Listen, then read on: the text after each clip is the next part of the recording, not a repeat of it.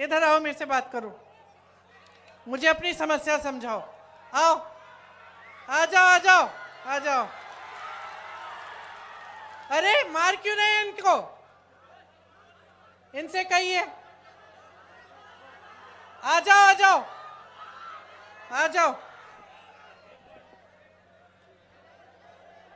मैं बुला रही हूं, आने दीजिए, आने दीजिए इन्हें। आ जाओ बेटा।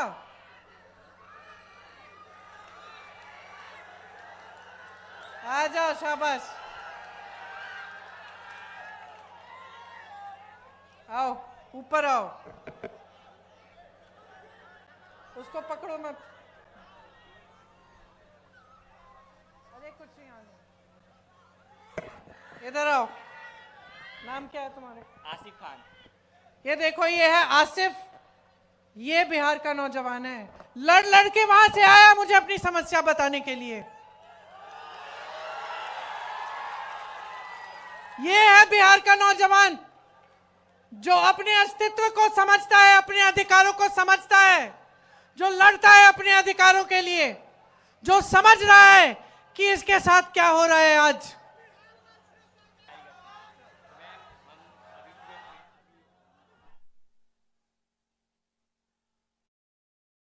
सुनिए, ये क्या बता रहे हैं मुझे कि इनके भाई ने नीट का एग्जाम दिया और उनके जैसे जो अभी एसएससी का एग्जाम, एसएससी का एग्जाम हुआ, उन्होंने, काफी नौजवानों ने वो एग्जाम दिया और ये मुझे बता रहे हैं कि जिस तरह से रिजल्ट आ रहे हैं उससे दिख रहा है कि फिर से पेपर लीक हुआ है।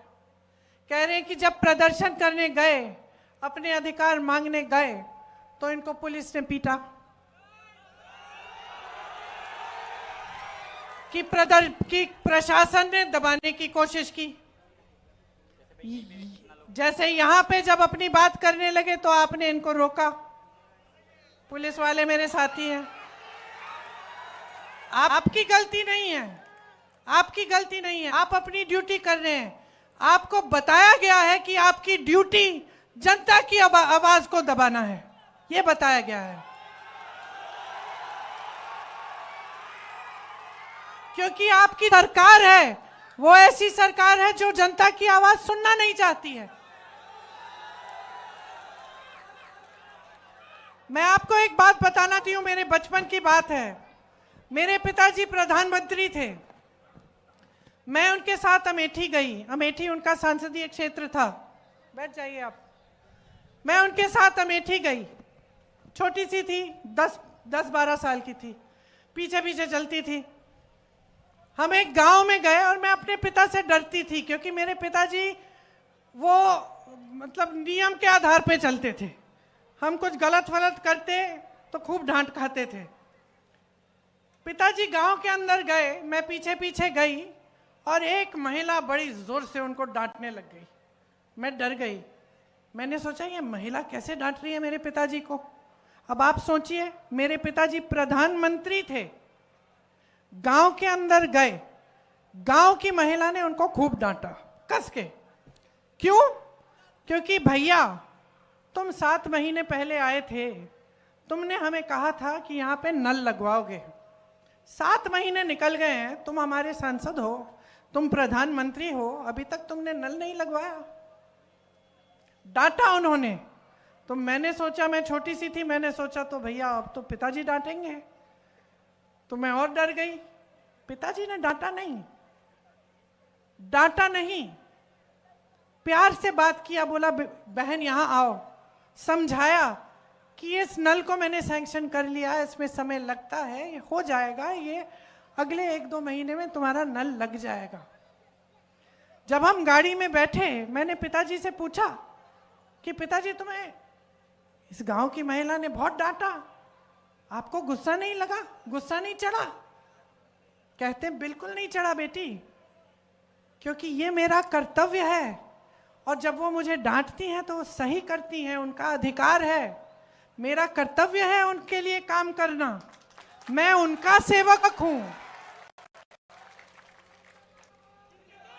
तो अगर सरकार, देखिए मैं अपने पिता की प्रशंसा नहीं करने के लिए यहां खड़ी हूं, मैं आपको एक बात बता रही हूं, साधारण बात, कि उस समय बड़े से बड़े नेताओं की क्या मानसिकता होती थी।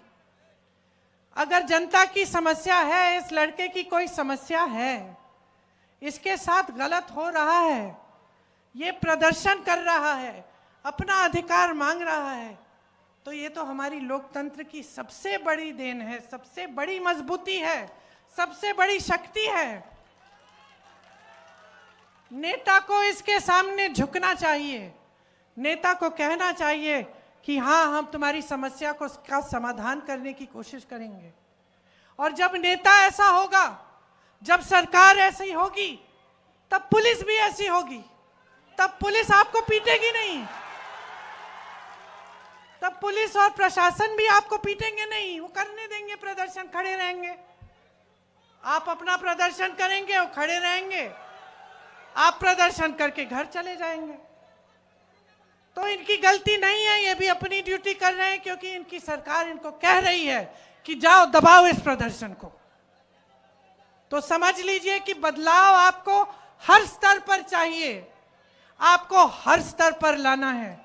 आपको मानसिकता का बदलाव चाहिए, आपको सरकार जैसे चलती है उसमें बदलाव चाहिए, आपको भ्रष्टाचार खत्म कराने के लिए बदलाव चाहिए, आपको विकास लाने के लिए बदलाव चाहिए, आपको अपने भविष्य को मजबूत बनाने के लिए बदलाव चाहिए।